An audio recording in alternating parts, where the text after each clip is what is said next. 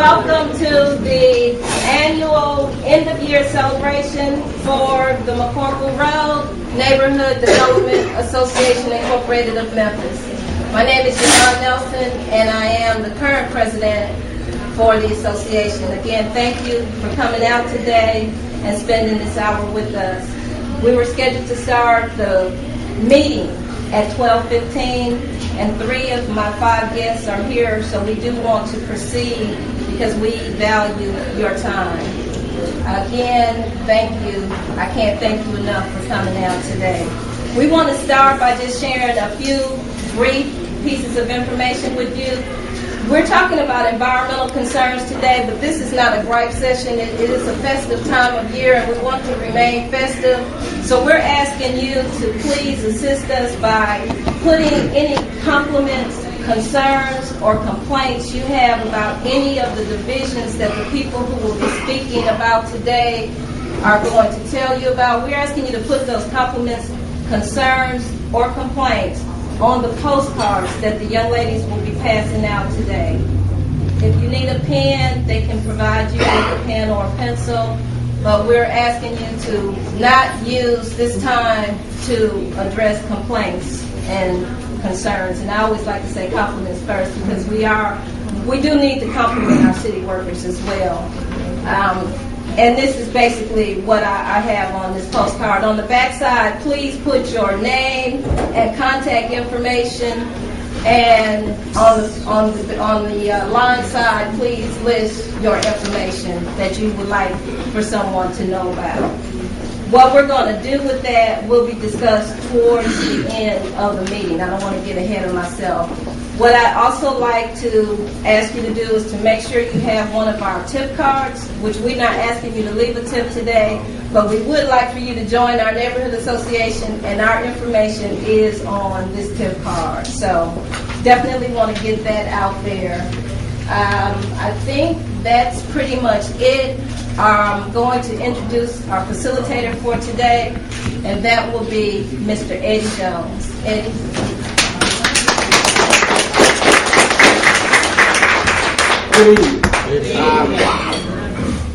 And we like to start with every event that we do. We want to start it with a prayer. And if I can get Reverend David Dobbins to come up and lead us in prayer to get this started, then we will begin. Our Heavenly Father, first of all, God, we want to thank you. Thank you. We want to thank you for blessing us. We want to thank you for blessing us throughout this year. Thank you. God, as we come together in this festive occasion of the year, first of all, we want to remember the ones that's less fortunate. Because God, had it not been for you on our side, it could have been us. That's right. So we offer this petition of thanks.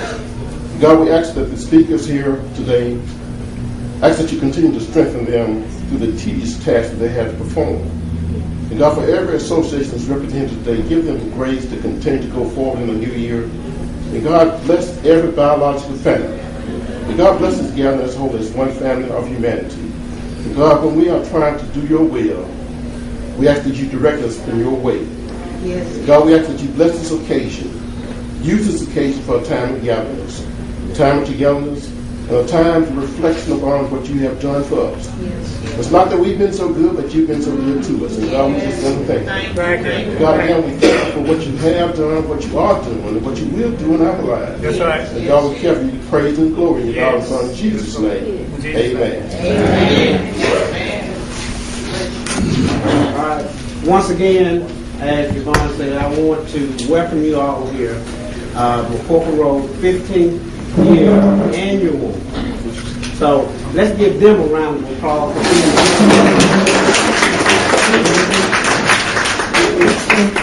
And first of all, let me start off by welcoming and acknowledging our special guest, Director Dobbins, Director Gilliom, Ms. Rose Hill. Can they stand up so we can see them? Yeah, stand up. That's Director Dobbins. Director Gilliom. Ms. Rose Hill.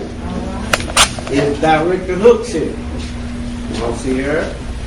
And Judge Larry Carter is not here. Also, other distinguished guests in the audience, Judge McLean, Commissioner Harvey, and all of the other elected officials, Councilman Ford. I'm sure I might overlook somebody. If I do, don't charge it to my head. Just charge it to my heart. I just don't see you.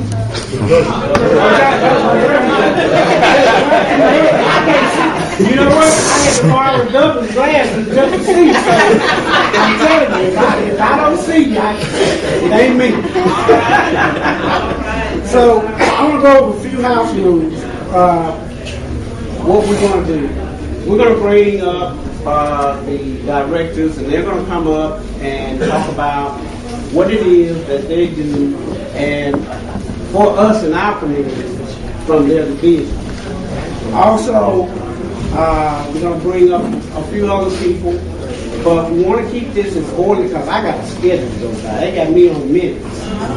I'm on minutes. So we're going to get out of here at 1:15, y'all. So I'm on minutes. So, those are the rules. Fill those cards out. It's very important because it's something that we are doing as a community so that we can stay better in touch with the directors of all of these divisions. Those cards are very, very important that you fill them out so that we can follow all the concerns, all the complaints, and everything that we have going on in our community. We will be better able to track them and get back to you with those concerns. So please fill those out. That's pretty much how we're gonna go. I'm gonna try to stay on schedule as much as I can. But I got some brief announcements that I need to make. Let me use the glasses. I'll need it tomorrow. Okay. The Memphis City Schools Youth Build Program, Division of Careers, Technology, and Adult Education. This program will retrain you for employment opportunities in the construction industry. It will be held on Monday, December the 14th at 2009 at 10:30 a.m. at Memphis Adult Center at 703 South Grill. Okay, everybody got that? Anybody still writing or need the information again? I need it again. Okay, Monday, December the 14th at 10:30 a.m. Memphis Adult Center, 703 South Grill. Second announcement. FEC announced new date and time for a Memphis field hearing on digital inclusion. It will be held on December the 14th at 6 p.m. to 8 p.m. Civil Rights Museum at 450 Mulberry Street. Everybody got that one? And we should have somebody that's supposed to be here to talk about this a little later on in the program. All right. Representative Cooper has an announcement on January the 11th, 2010 at 11 a.m. at 943 Valentine. She's asking for community leaders to come together and meet so that we can unite have all the communities unite together. Instead of we out there in Whitehaven and they down there in North Memphis. She's trying to bridge the gap where all the communities collaborate together. So that's going to be January the 10th, 11 a.m. at 943 Valentine. Everybody got that one? All right.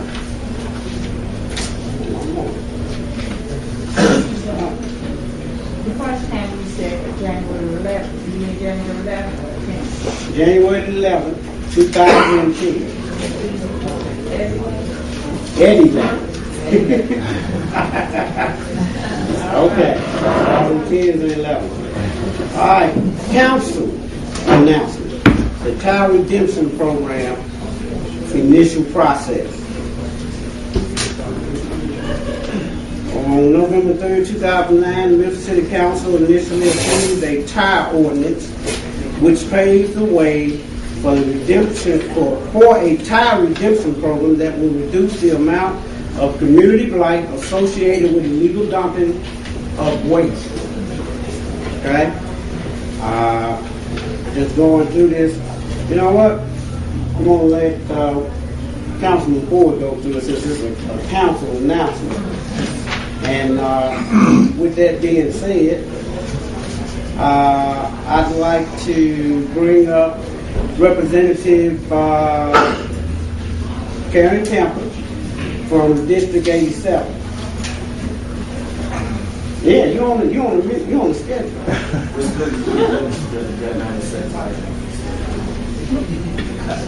You didn't know? You want me to come up there now? No, right now. I'm sorry, because I came late. I had to go somewhere. Okay, well, I'm gonna let you get your thoughts together. Come on, Councilman Ford. I'll let you. You want me to do this right here? Yeah. So I got 90 seconds to read this, okay? All right. You're not going to put a stopwatch on me right here. All right. Well, first of all, good afternoon to everybody, all the other elected officials, all of the distinguished guests, all the community leaders, everyone who was able to come out here on this wonderful afternoon. Anytime you wake up in the morning is a wonderful, blessed day. Amen. Now, I didn't get anybody over here to say anything. They said amen. But it's a wonderful day. There you go. Okay. All right. Very quickly. And I'm reading this from the very top. This is the Tire Redemption Program. And it has cleared its initial process. November 3rd, last month, City Council initially approved a tire ordinance which paves the way for a tire redemption program that will reduce the amount of community blight, one of our big initiatives associated with the illegal dumping of waste tires.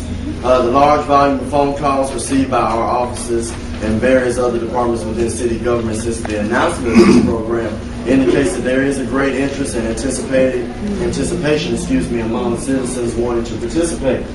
Those citizens interested in redeeming waste tires for $1 each should be aware of the following. I have 5 bullets to go through. When will the program begin? It will begin soon. We've already taken action on the 3rd of November, and this was the first in several approved steps that must be taken. And it has gone through its reading, so it has been implemented. About eligibility requirements. A copy of the tire ordinance can be found on the website at www.memphiscitycouncil.com. Registered tire haulers and tire businesses that generate waste tires cannot participate in the program. Where do you take the tires? That's the third question. They can be accepted once the approval process is complete, and the council will release all details about the redemption sites within the next few weeks. Fourth question, will I get the money for my waste tires immediately? The answer is no. However, citizens must present a valid Tennessee ID, verifying that, first of all, you're a resident of Shelby County. You must also sign an affidavit verifying that you are not a hauler and that the tires were lawfully acquired in Shelby County. Just like when I talked about in the second bullet, we want to make sure that the people in the city get paid, not everybody else. A check for payment will be mailed to you. And then the last question, how do waste tire generators find out about the compliance regulations? Again, that tire ordinance is online.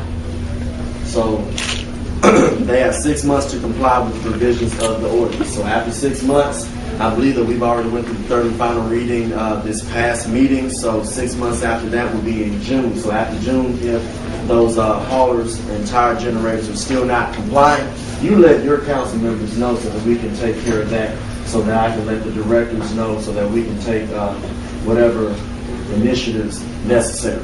I know I've gone over the 90 seconds, but I don't know if Ms. Campbell wanted to still come up after that. No? Yes, maybe. All right. Thank you.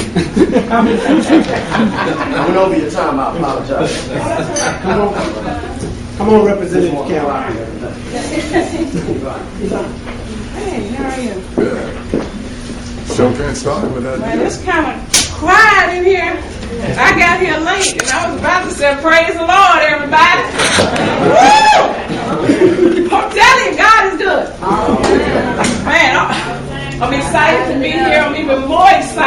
fact that my son was taking his ACT this morning, so that's why I was late getting here. But woohoo! Hey, we got that behind us. Okay, I'm excited about that. Now, 90 seconds. Well, I will spend my 90 seconds talking about something that's important to me that's coming up. On Tuesday, I will be hosting a community jobs forum. Now, it's not a thing that says, hey, we got all these jobs, but if you remember earlier in the month, the president held a job forum around the country trying to find creative ways to look at creating more jobs. He's asked local leaders to come together, bring the community together, people like you together to talk about what we believe is the future in terms of job, employment, and growth. So Tuesday at Hickory Hill Community Center from 6:30 to 7:30, I'm going to be holding a forum to talk about some innovative ideas. And the groups that assemble, we will work hard to get the ideas together. We will submit our ideas. We have until January 7th to submit our ideas to the president.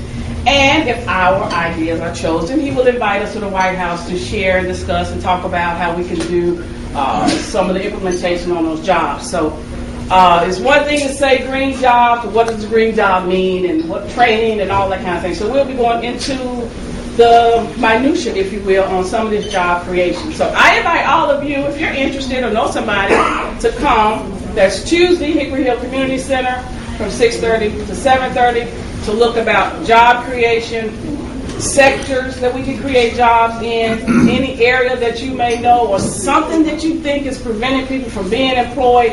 All those kind of ideas, the president wants to hear them. We're going to put it together and submit our report timely by January 7th. Thank you so much for the opportunity to just speak. I appreciate it. Great. Hey, I didn't realize people was on this side. At this time in our program, we're going to get ready to bring up our speakers so that they can present what it is that they do for us in our communities and what they're over. And we're going to start that with by bringing up Director Ernest Dobbins from our community, the Director of Community Engagement.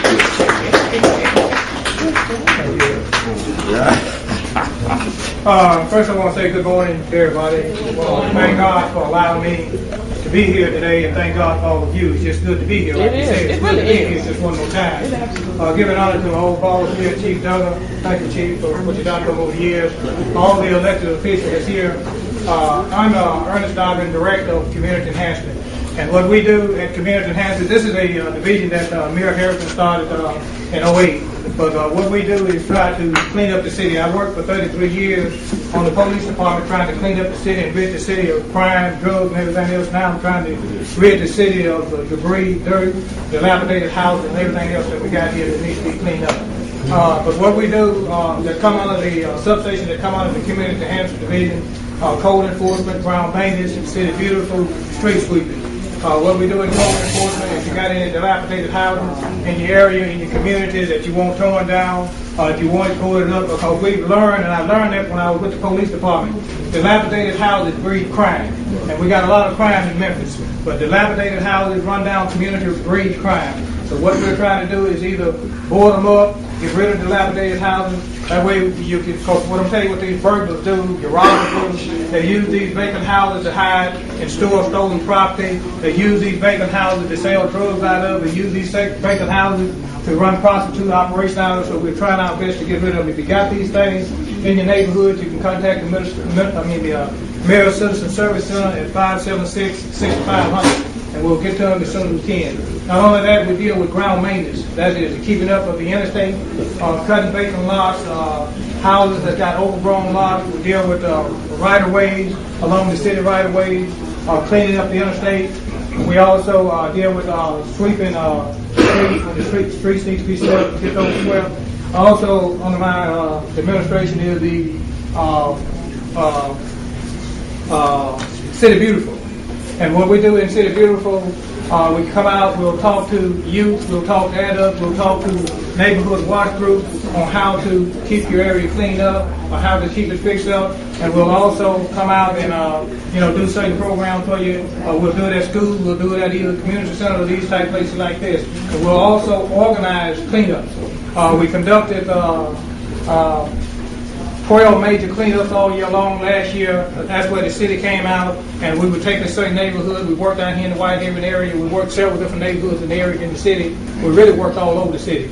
But if we're getting ready to get started up and get kicked off for next year, Elder White will be contacting the neighborhood watch group, setting up and organizing different cleanups so we can start off early, a lot earlier than we did last year. If you have any questions in regards to what we do, how to get in contact with me, contact me at 4711, or you can contact me through the Citizen Service Center. And let me tell you a couple other things too. We also got a graffiti ordinance. If you got any graffiti in your area, in your neighborhood, you can contact the Mayor Citizen Service Center. And what we're trying to do, we finally got the City Council, I want to thank you, Mr. Ford, and all the other City Council members here for getting that ordinance for us, and also for getting us some additional personnel to where we can hire people to get that graffiti removed within 48 hours. So that is my policy now. Once it's reported to us, we're trying to get it and intend to get it removed within 48 hours after it's reported to us.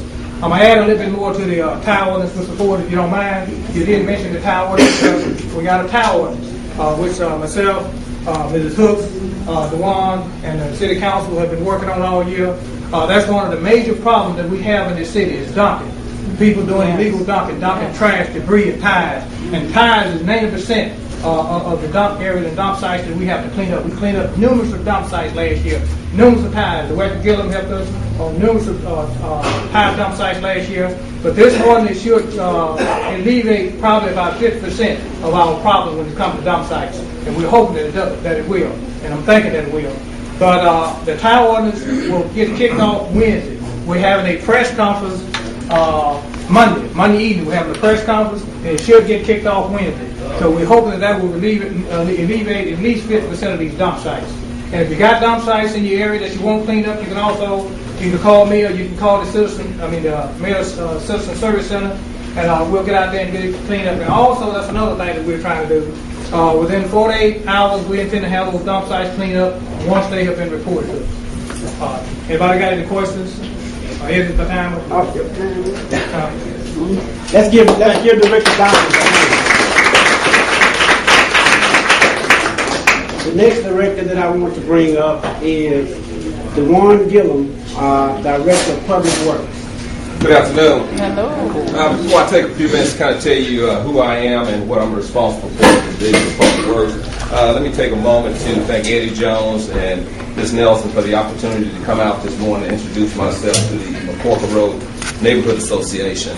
As a city director, it's a good feeling to come out on a Saturday morning and see this many people that are involved in their neighborhood and taking interest in making sure that the city is doing all that they can to make sure that your neighborhood is sustained and debris and blight and crime and everything of that nature is removed as expeditiously as possible. But as the Division of Public Works Director, let me just kind of give you some of the things that I'm responsible for. There is at least 5 major departments under the Division of Public Works. The first department would be the Sewer and Environmental Department. I kind of go down the list and kind of tell you what each one of those departments are responsible for. The second department is going to be the Stormwater and Drain Department. The next department is going to be your Heavy Equipment Services. The next department is going to be your Street Maintenance Department. And last but not least, we have the Solid Waste Management Department, formerly known as the Sanitation Department. Let me kind of give you some stats and some of the things that we're responsible for. Under the Sewer Department, which is we refer to as the Environmental Department, we have 2 large wastewater treatment plants. Those 2 wastewater treatment plants basically treat on an average of 60 billion gallons of wastewater a year. A lot of you probably kind of take that for granted until you go and you let the water out of your sink or you flush your commode. That water has to be treated before it's discarded back into the, well, not back into the Mississippi River, but discarded or discharged into the Mississippi River. We have about 85,000 manholes that we're responsible for inspecting to make sure that we prevent or we eliminate as many overflows as possible. Because anytime you have an overflow, you got environmental issues, and EPA and Tennessee Department of Environmental and Conservation will be all over you. Also in that particular department, we have 3,600 miles of underground sewer infrastructure. At any given time, a city is as old as the city of Memphis, something can break. And when something breaks, once again, you have a sewer overflow or sewer discharge. It has to be reported, depending on how many you have. EPA, as well as the Tennessee Department of Conservation, could be all over you as well. Under the Stormwater Department, just kind of give you an idea, we have about 60,000 storm drain inlets that we're responsible for. We have to maintain those inlets every day because if you have heavy rainfall, that basically causes flooding in your neighborhoods, and then the phones downtown will start ringing when you have rain. You have streets that are flooded, and sometimes it leads to homes that are being flooded as well. We have heavy equipment services. That's basically a support department where we go in and we do large projects for other departments. It could be from general services to community enhancement or whatever. That's where all my heavy equipment is.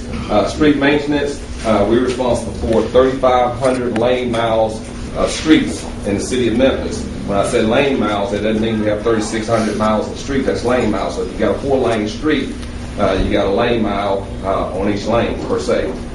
We fill approximately 60,000 potholes a year.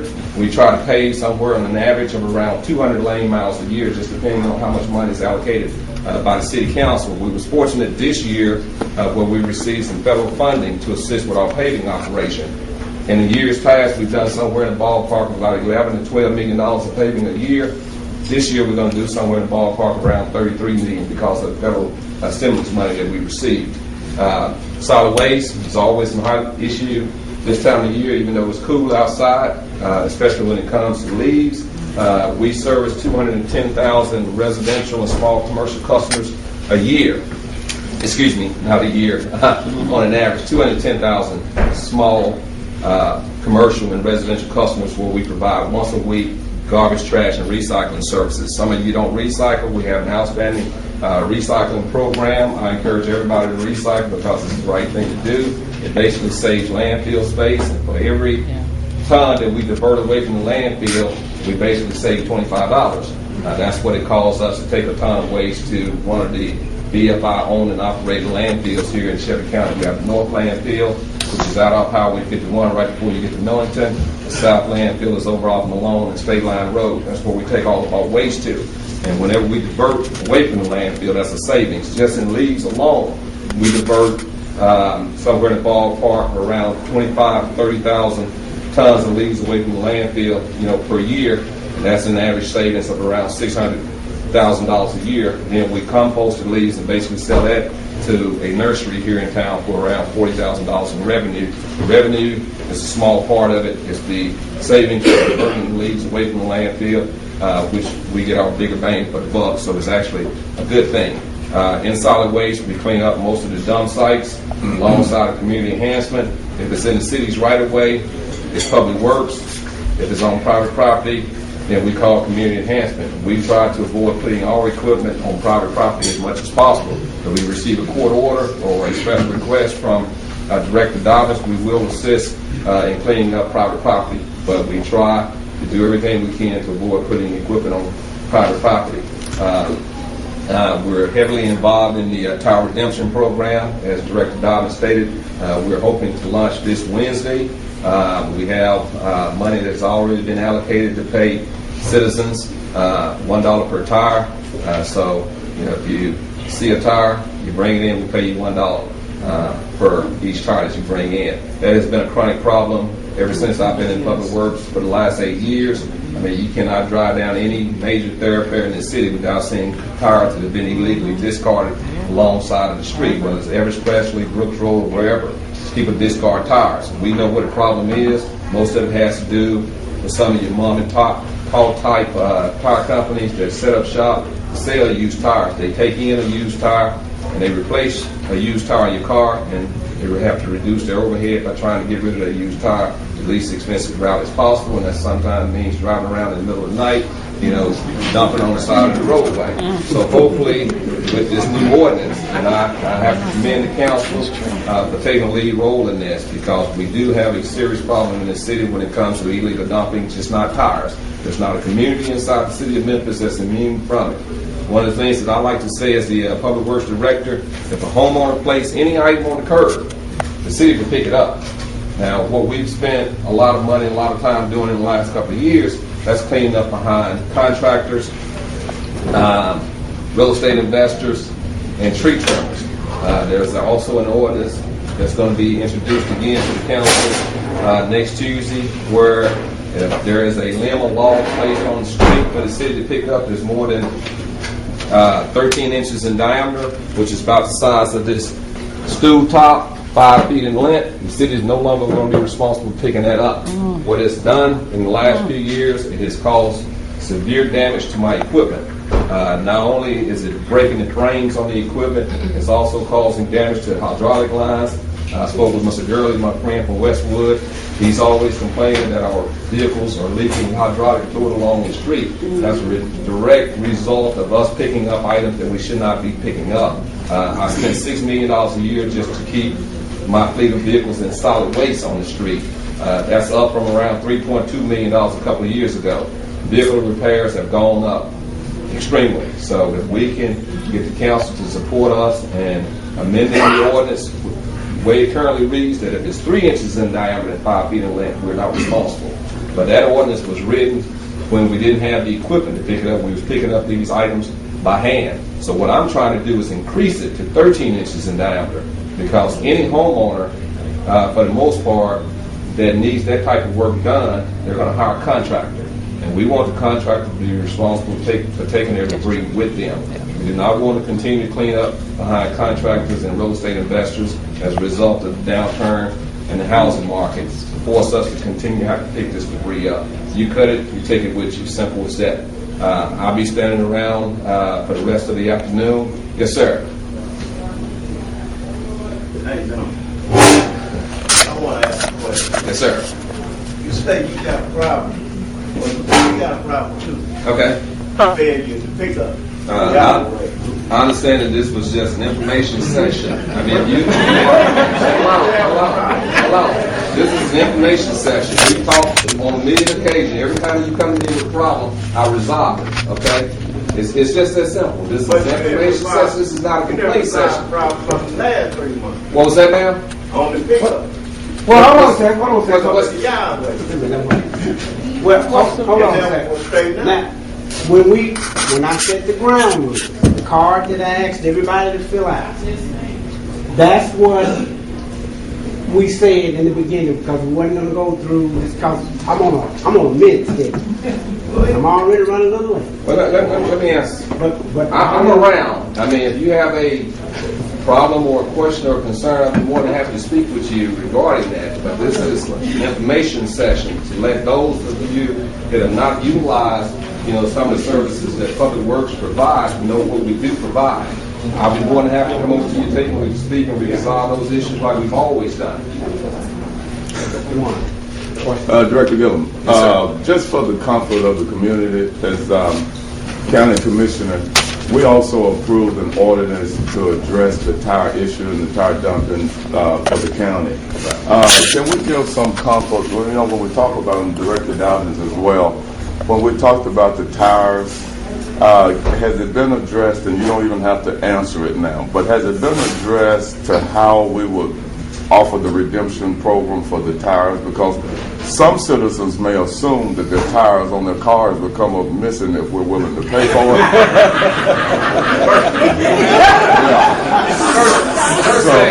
All right, Let me apologize, Commissioner Harvey. This is not a city ordinance. This is a joint city-county ordinance. The county has the same ordinance as well, and they have done their due diligence as well to put in part of the redemption fund. So it's just not a city ordinance, it's a county ordinance. And what we're going to be doing is paying for de-rimmed automobile tires. So if you show up with a bicycle tire or an 18-wheeler tire or something of that nature, we're probably going to ask you to take it back with you. Okay? So it's for passenger car tires only that are de-rimmed. Everyone that sells a tire as part of this redemption program, we don't have to sign an affidavit.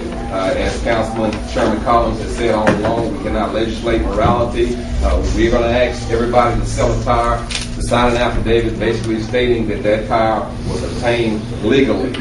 So we don't want anybody running around jacking up somebody's car, taking their car tires off, bringing them down to us, and trying to get $1 per tire for that. So, Yeah, that's all. I just wanted the peace. I wanted the community to be at peace, that we have considered that. Believe you me, there's enough tires out there that I don't think those guys or ladies that are out there hustling tires, I refer to it as hustling tires because when I was a young man, when you could get 10 or 15 cents, per Coke bottle, we hustled bottles, and that's kind of where we got this concept from. So I think there's enough tires out there discarded in the right of way that we don't have to worry about somebody waking up one morning realizing that somebody came to do it in the middle of the night and took the tires off their car. There's plenty of tires out there, trust me. We expect the money that we've allocated for this to be gone within a week and a half at best.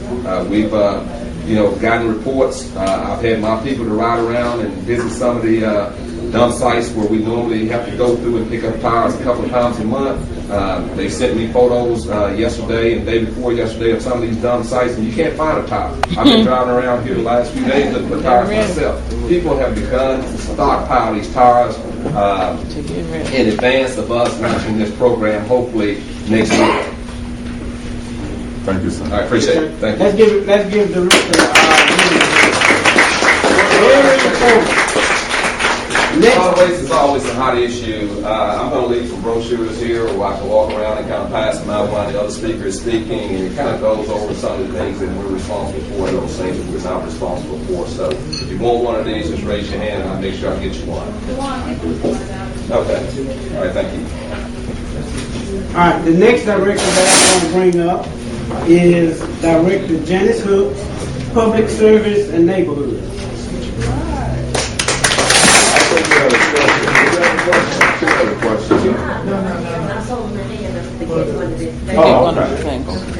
Good afternoon. To Ms. Nelson, elected officials, other directors, it's my pleasure to be here today. I will tell you that I'd rather be here than where I just came from, and I'll get to that in just a minute. I was newly appointed to the Division of Public Services and Neighborhoods by Mayor Pro Tem Lowry. Under that division, there's 7 service centers. The libraries fall under the division. There are 19 libraries throughout the city. Second Chance falls under the division, and recently you all have seen in the paper some problematic issues relative to the Second Chance program.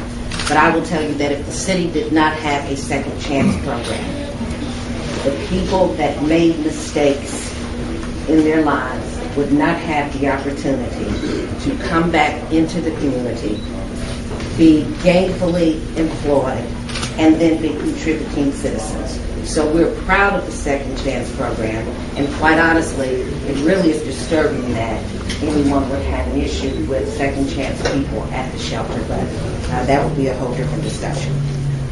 We also have the Office of Multicultural and Religious Affairs. It's an office that I used to manage under the Harrington administration. That particular office's mission is to make sure that all services that we as English-speaking citizens enjoy are accessible to the immigrant communities throughout the city. You know, we have a large and growing Hispanic population. We have refugees from Somalia that don't speak the language that need the same types of services and access. We have just many different nationalities that, quite honestly, a lot of people don't know are here, and I didn't until I was part of that office. We have the Music Commission, which is a joint commission between the county and the city. You may have seen recently on TV some of the talent that has been showcased on Good Morning Memphis and Channel 24, I believe it is. But they are steadily working to make sure that the people that have ambitions as it relates to music have opportunities out here to have their CDs played on radio stations, to be showcased on different television stations. There's a healthcare program for people that come through the doors of the Music Commission, and just recently they have implemented free legal clinics so that the people that are interested in that field then have the tools that they need in order to move forward and become successful. We also have the Motor Vehicle Inspection Bureau under the Division of Public Services and Neighborhoods. All of you all know you have to take your cars through inspection.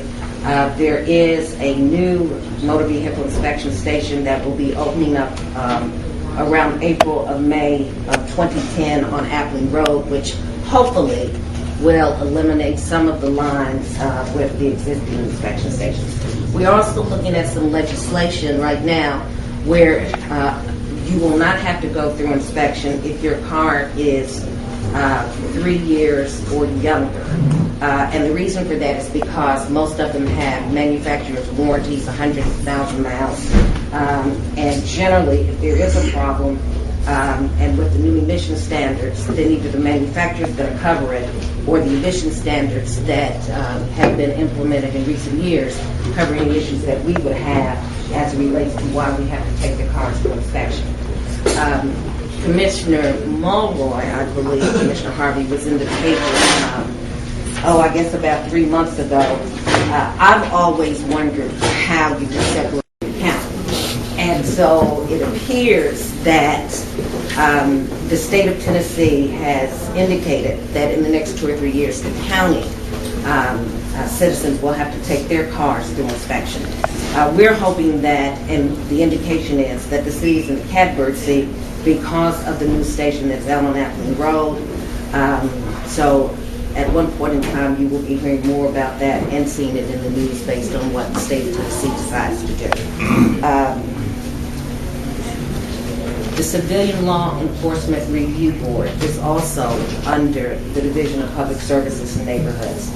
If you feel as though you have been mistreated by law enforcement and you filed a complaint, then that is an independent board that will take a look at whatever your complaint is, review it, and then make recommendations. I will point out that they have no subpoena power, nor can they force the police department to change a position. They only review and then make recommendations. But at least there is an independent body out here that if a citizen has a complaint, they should have a level of comfort coming there and getting that body to review whatever complaint they have. Then lastly, and that's where I was this morning when I said I'd rather be here than there, I love dogs. I have a beautiful 110-pound giant schnauzer. But I now know more about dogs and sheltering than what I ever thought that I needed to know or wanted to know in life. Of course, the shelter has been in the news with just a laundry list of problems. The raid happened on October the 26th. The shelter was turned back over to the city on the 28th. I spend probably 3 to 4 days a week at the shelter. We are reviewing every policy, every procedure. We're bouncing it against the United States Humane Association standards, the organization ASPCA, which is the association, and I'm forgetting part of it, but it's for the prevention of cruelty to animals. We're looking at those standards. We've been in contact with other shelters across the United States. The problem, quite honestly, is irresponsible pet ownership. It is very alarming to me when I found out that last year we had 17,000 animals that came through the shelter. Of that 17,000, we euthanized 13,000. These are strays. These are calls from the citizens whether the two dogs will get along. The mayor is really, really big, as Mayor Pro Tem Lowry was, on transparency in government. As a result of that and the problems that existed at the shelter, and as a footnote, let me also say that those problems did not happen overnight. There have been issues with capacity. When you talk about 17,000 animals and overcrowding, these are issues that just came to a head. We spend over $40,000 feeding animals every year. We provide rabies vaccinations. An animal doesn't leave the shelter that hasn't been spayed or neutered.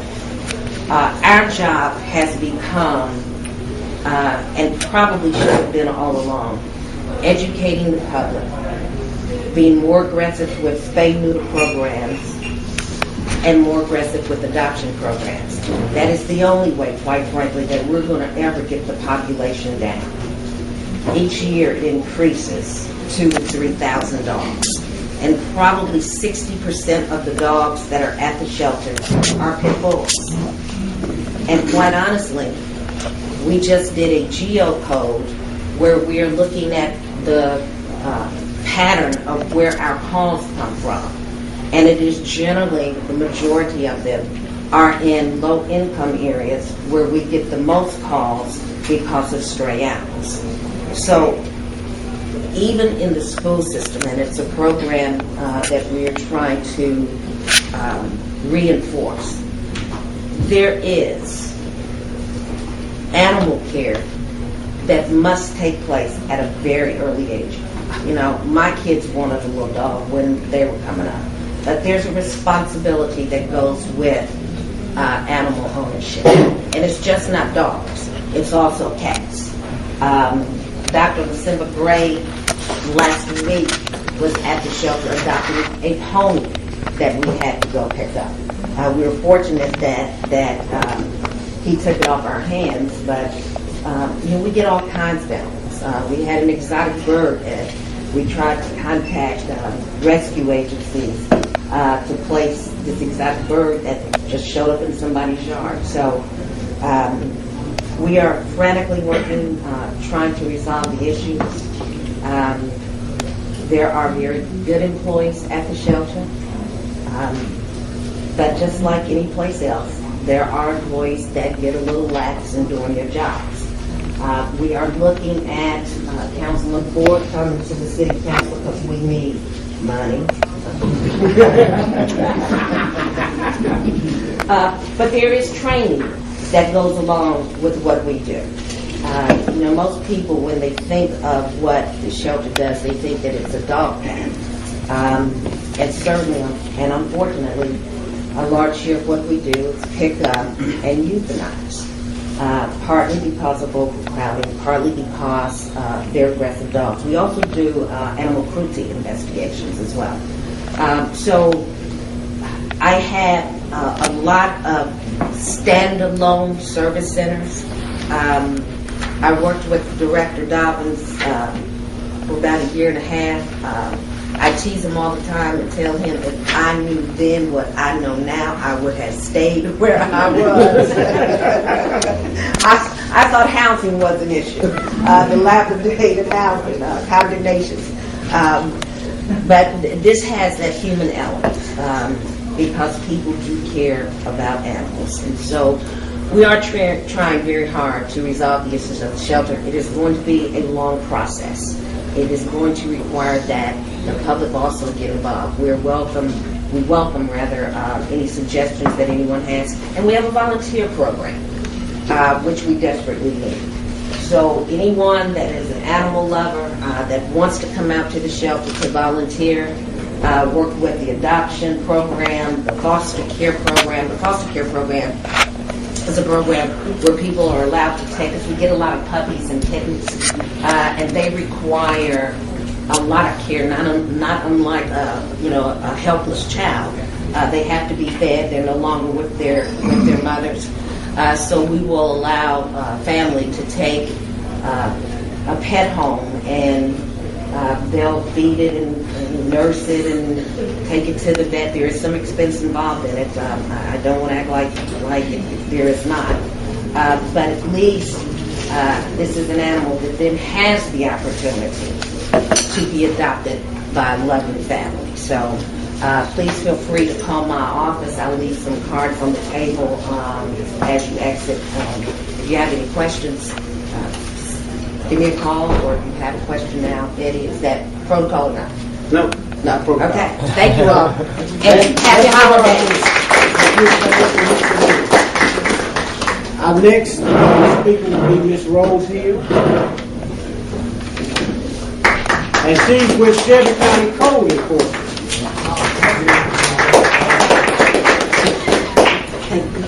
Good afternoon. I also have some pass outs for Ms. Nelson to give out. I'll leave that with you on the table. I'd like to thank Ms. Nelson for inviting me, all the public officials, the directors, and you, most importantly, the citizens of Memphis and Shelby County. I am supervisor with Shelby County Construction Code Enforcement. And what we do is regulate all building that's being done in Memphis and Shelby County, any plumbing work that's permitted, mechanical work, and electrical work.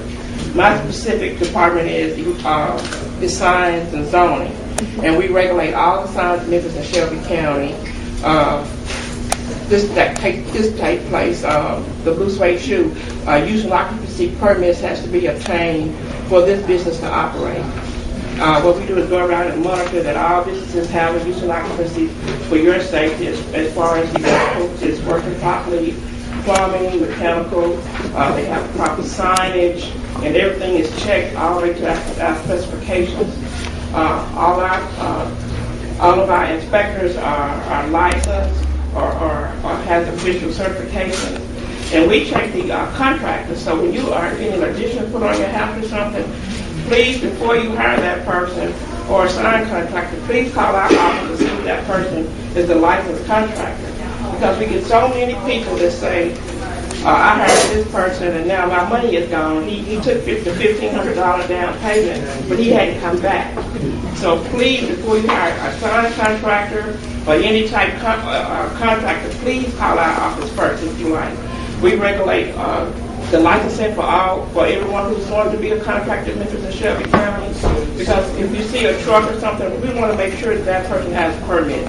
If they're working on your house, you can call me personally if you want to, or call anyone in our office, or call our licensing department and say, does Mr. Green Company, does he have a licensing permit? Does he have a plumbing permit? Because he's going to do some work on my house. Please do that for us, because we have so many court cases existing in court now where people have hired someone and the contractor has taken off with their money. Sometimes they don't even have a contract or anything, and they've done the work, or they've left the work in the middle with pipes hanging out of the wall. They go to nowhere. So please give us a call. The section I also work in, you see someone on the street selling something, we call that outdoor sales. So we regulate anyone outside selling puppies or selling greens or selling any type thing if you want to make sure that they have a permit or not. You might see our vehicle out on the street talking to them and running them off because they don't have a permit, because we don't issue a permit for someone to just sit on the street and sell. What we do is issue a permit, say at the Memphis Flea Market. You have to be in a contained spot at a special event such as Memphis in May or Africa in April or something like that. Before you can have an event, we don't allow distributors to sit on the street and sell hot tamales. Even hot tamale man doesn't always have a permit. And we found that out. So be careful when you're buying food, and be careful of the contractors that you're using. We also regulate anyone operating businesses in residential zones. Say my neighbor is selling puppies. That's not allowed in a residential zone. Say my neighbor is repairing cars continuously. That's not allowed. Now, if you don't live in that house and that's not your car they're repairing, it's not allowed. It's not an allowed use. So please call our office at any time if you want to. My number is 379-4240. Or you may call 379-4200. to talk to someone in any department of construction code enforcement. If you have any other questions, I have those packed out that you can look at, or you may give me a call or ask me a question. I'll still be here. I got one question. Okay. Do you all police that sales activity, illegal selling activity? Does your department police that? So if they call you, will you have that address, or the vendor just gets away with it at that time? What do you mean, on the street? Yeah, on the street, or whether it's a car, somebody that's holding a car mechanic shop at their home. Do you all police that, or do you just? Oh, if we get a call, we'll go out. And is it a citation? Yes, sir. Sometimes we issue a courtesy citation out of courtesy. Okay. Because that's the first time we've been there. Or we can cite on the spot, just like a policeman. We don't have to wait 10 days and give you a notice and come back another 10 days. We can cite you to court on the spot at that time. Okay. And we're going to Division 14 go to Father's Court. Okay. Thank you. Okay. Any other questions? Thank you for having me. All right, let's give this here a round of applause. Now I'd like to bring up Mr. Chuck Thomas. He's with AT&T. AT&T has a community mission, and he is going to talk about what it is that they're doing at AT&T with their community initiative to help us in our community. Mr. Chuck Thomas.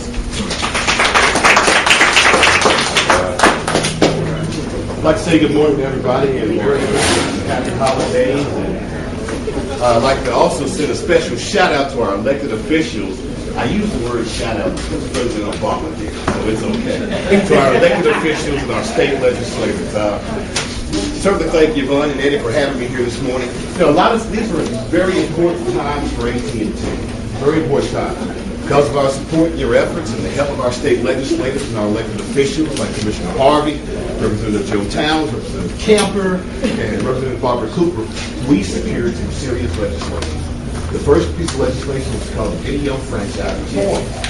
You probably heard of the service. You've gotten in your phone bill. It's called AT&T Uverse. Uverse is our new television product. But here's the most important thing. It took legislation to make that happen. We're going to be competing with Comcast. The service has already been rolled out, and it's very exciting. There are 10 different reasons that you should use Uverse instead of Comcast. And I'll talk about that later. But again, you now have a choice in the Memphis area of a new video television service because of our elected officials, and I think you should give them a big round of applause. We also had some more legislation we had to pass. This was called the Modernization Act of 2009. The TRA and the state legislation was still regulating AT&T as if we were a monopoly. And clearly we're not a monopoly anymore. So the Modernization Act of 2009 was passed. Now, 1,400 people with AT&T across the state lost their jobs because of this. They were still regulating us, as we said before, like we were a monopoly. We had to do certain things such as fill out a report that said that 1.9 million customers received dial tone on their phone within 3 seconds of picking up the phone. Now, why did we have to do that? Comcast didn't have to do that. Verizon didn't have to fill out those reports. Neither did Sprint. So the state legislators heard our cry. They changed that. So now we have a new regulatory framework in the state, and that's going to mean prices are going to get lower, more competitive, and that's going to be much better for the consumer. I want to talk about some of the contributions that AT&T has made in this city in the last 12 months.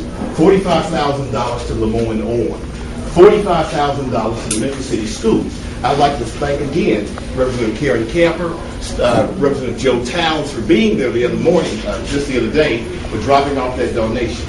Also, a couple of more donations. This one's big. In the College Park area, we talked about underserved communities. That's one of the reasons that the FCC is going to come to Memphis Monday, December the 14th, from 6 to 8. They're going to talk about broadband, how important broadband services are to the African American communities. We know how important the internet is to our families, getting education, looking for jobs, just securing information. The internet is very important. The last thing we need is regulations on the internet. If you look at your current phone bill right now, you'll see a couple of charges on your phone bill. It's called the Federal Universal Service Fee and the Universal Service Fee. Those fees total about $12 on your phone bill every single month. Now that's regulation. When we hear the term regulation, we think of taxes. What happens when the federal government taxes the AT&Ts of the world, the Sprint, the Verizons, the Comcast? We pass that tax bill along to the consumer. And we don't want that to happen. And we're going to fight for that not to happen. Also, just wanted to talk about some things. Just the other day, the governor was in town. Again, we thank our state elected officials, Camper, Towns, and Mr. Harvey for bringing the governor to town to support Lemoyne College from the United Negro Foundation. Now, here's the kicker. Our state legislators, our elected officials, Ford, Harvey, Towns, Camper, just secured a $150,000 grant. This $150,000 grant will go to the residents of the College Park. There are 314 units, up to 500 families living in those units. We are going to build an internet broadband infrastructure that will provide free high-speed internet services to those residents for 2 years at no cost. So that's how AT&T and our state legislators and our elected officials are building and making a difference in this community. We couldn't make a move without our elected officials or our state legislators. It takes legislation, good legislation, to make AT&T thrive. You've probably seen a commercial on television of maps. Anybody seen the map commercial on television? The Verizon map and showing the AT&T map? You think those commercials are fun? I think they're pretty funny. But I want you to rest assured that AT&T has more coverage than any other carrier in the world. And right now, we currently have Verizon in court to sort of take those things off. But I don't know how that legislation is going to happen or how it's going to pan out, I can say. But I just want to let you know, when you're using AT&T services, we connect you with your world everywhere you live, work, and play. And our goal is to do it better than anybody else. We thank you for being a customer. If you're not a customer, we certainly hope that during the holidays you'll take a look at us. Thank you for this time. If there's anything that I can do for you or anything in the community that you think AT&T may need to be involved with, don't hesitate to let us know. Thank you again and Merry Christmas. Next person I'd like to bring.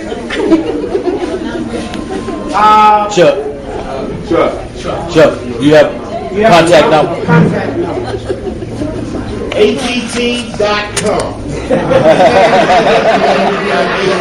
ATT.com. Now my number is 820-0428. If you get to my office, you must have a serious complaint or a great response. But 820-0428. And again, I want to thank our elected officials for making it possible for AT&T to make the contributions and the donations in this community. Thank you. The next speaker will be Mr. Robert Ernest from the Westwood Neighborhood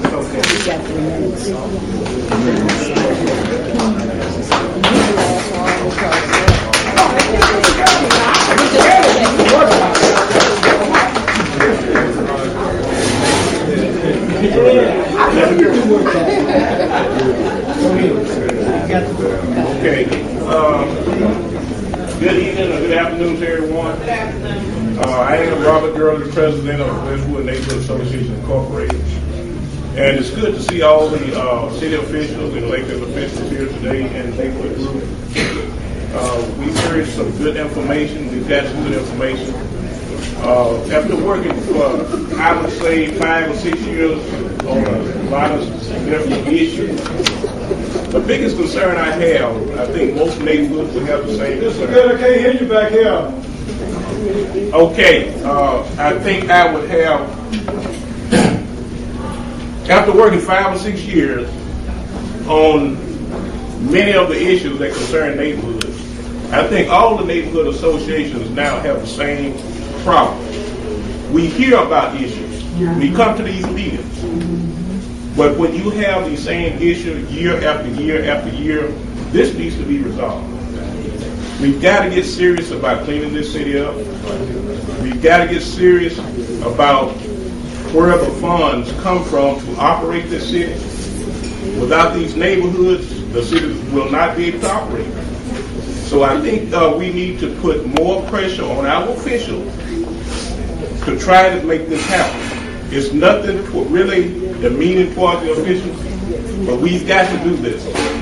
We've got to make everyone aware of what's going on in these neighborhoods, because we cannot continue to let our neighborhoods deteriorate, because this shit is going to change. I don't think a lot of people know change, but it might be too late now, but we need to wake up. And that's all I have to say. Thank you.